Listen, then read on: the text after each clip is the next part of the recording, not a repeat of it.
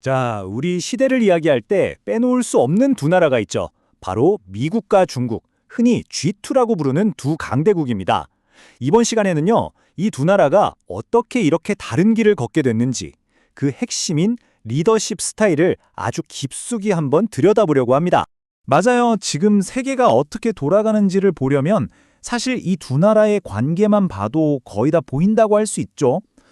정치, 경제, 문화, 이 둘의 상호작용이 말 그대로 전 세계 구석구석에 영향을 미치고 있으니까요.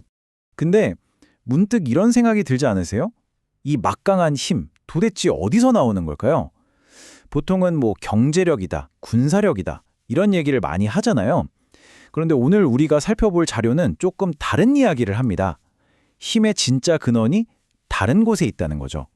과연 그게 뭘까요? 바로 리더입니다. 리더십이죠. 이 자료의 핵심 주장은 정말 간단명료해요. 미국과 중국, 이 두 나라를 제대로 이해하고 싶다면 그 나라의 리더, 그리고 더 중요하게는 그 리더를 만들어내는 시스템 자체를 들여다봐야 한다는 겁니다. 네, 바로 이 구절이 모든 걸 말해주고 있죠. 강대국이 되는 데에는 여러 가지 이유가 있겠지만 결국 그 정점에 있는 지도자의 역할이 정말 중요하다는 거예요. 모든 힘이 결국 한 사람, 리더에게로 수렴된다는 뜻이기도 하고요. 여기서부터 두 나라의 차이가 정말 극명하게 갈립니다. 마치 DNA가 다른 것처럼요. 보세요. 중국은 권력의 뿌리가 당이라는 거대한 조직, 그리고 그 역사와 이념에 깊숙이 박혀 있어요. 반면에 미국은요. 권력은 헌법이라는 명확한 문서, 그 규칙에 따라 대통령이라는 직책에 부여되죠. 완전히 다른 모델인 거예요. 자, 그럼 한번 제대로 파고 들어가 볼까요? 먼저 중국부터 시작해보죠. 중국의 리더십은요, 한마디로 지난 100년간의 혁명과 권력 통합의 역사 그 자체입니다. 하나의 혁명이 어떻게 거대한 국가 시스템으로 자리를 잡아갔는지 그 흥미진진한 이야기 속으로 들어가 보겠습니다. 이 타임라인을 한번 보세요. 이게 바로 그 과정을 아주 압축적으로 보여주는 건데요. 놀라운 건 이게 아직 나라가 세워지기도 전, 그러니까 중국 공산당 초기 시절의 모습이라는 거예요. 최고 지도자의 명칭도 계속 바뀌고 권력의 중심이 계속 흔들렸죠. 한마디로 굉장히 유동적이었다. 권력이 한 곳에 딱 고정되어 있지 않았다는 걸 알 수 있습니다. 이걸 보면 더 명확해지죠. 중국의 최고 지도자 직책 이름이요. 고정된 적이 거의 없어요. 보세요. 1921년에는 중앙국 서기였다가 위원장, 총서기, 주석, 그리고 지금의 총서기까지. 이건 그냥 이름만 바꾼 게 아니라 그 시대마다 당의 이념이나 권력 구조가 어떻게 변했는지를 그대로 보여주는 아주 중요한 흔적인 셈입니다. 이런 복잡한 흐름은 국가 전체의 구조에서도 똑같이 나타납니다. 자, 여기 표를 보시면 심지어 국가 주석이라는 자리가 아예 없었던 시기도 있었어요. 그냥 폐지해버린 거죠. 이게 뭘 의미하겠어요? 중국에서 권력이라는 건 어떤 정해진 직책 하나에 딱 묶여있는 게 아니라는 걸 아주 명확하게 보여주는 대목입니다. 그래서 중국 정치를 볼 때 가장 중요한 포인트가 바로 이겁니다.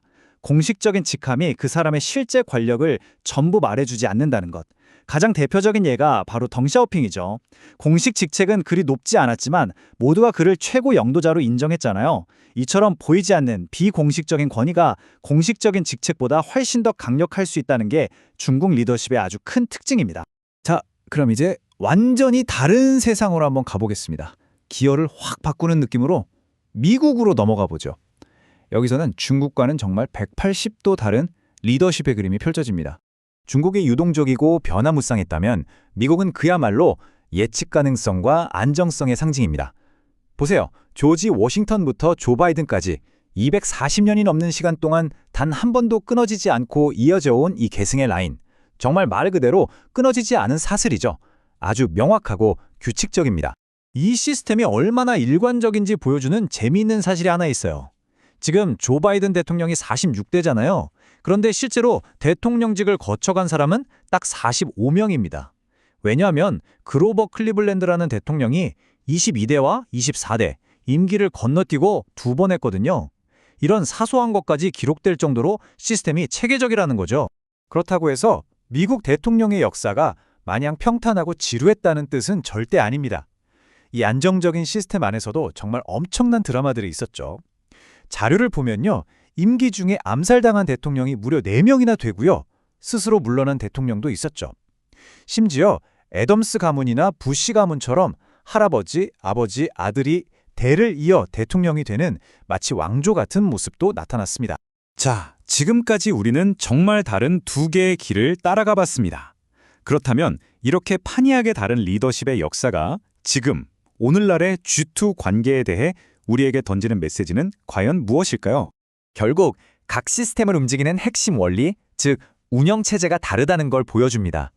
중국은 이념투쟁과 당의 절대적인 통제, 그리고 상황에 따라 계속 역할을 바꿔나가는 유연성 위에 서 있다면 미국은 헌법이라는 단단한 질서, 정해진 임기, 그리고 누구에게 권력이 넘어갈지 명확하게 예측 가능한 안정성 위에 서 있는 거죠.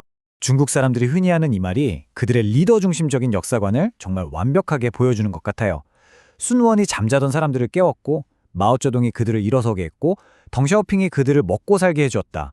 한 명 한 명의 리더가 국가의 문명을 통째로 바꿔 놓았다는 그런 거대한 서사가 담겨 있는 거죠. 결국 이 근본적인 차이를 이해하는 건 그냥 과거 역사를 공부하는 게 아닙니다. 지금 이 순간, 그리고 앞으로 펼쳐질 세계 질서를 읽어내는 가장 중요한 열쇠가 되는 거죠. 자, 이렇게 다른 두 리더십 모델이 세계 무대에서 계속 부딪히고 경쟁하고 있습니다. 여러분은 이 경쟁이 어떤 미래를 만들어낼 거라고 보시나요? 한 번쯤 깊이 생각해 볼 만한 질문인 것 같습니다.